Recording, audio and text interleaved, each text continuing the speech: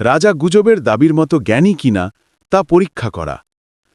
তবুও প্রথম মুহূর্ত থেকেই সলোমনের উপস্থিতি সম্পর্কে কিছু তাকে তার আগমন সম্পর্কে সন্দেহ জাগিয়ে তোলে।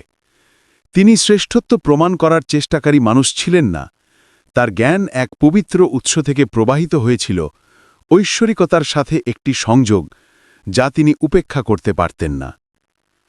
কয়েকদিন ধরে সেবার রানী তার কাছে প্রশ্ন রেখেছিলেন, কিছু দার্শনিক, কিছু ব্যবহারিক, এমনকি কিছু অসম্ভবের সীমানা পর্যন্ত। যদি দুটি পাহাড়ের মাঝখানে একটি নদী বয়ে যায় এবং কেউ তা অতিক্রম করতে না পারে, তাহলে কেউ কিভাবে তার জল পেতে পারে? সলোমন শান্ত হাসি দিয়ে উত্তর দিয়েছিলেন, একটি খালি ঠোনওয়ালা পাখি পাঠান। এটি তৃষ্ণা নিবারণের জন্য পর্যাপ্ত জল নিয়ে ফিরে আসবে। উত্তরটি, যদিও সহজ, তবু একটি গভীর শিক্ষা বহন করে।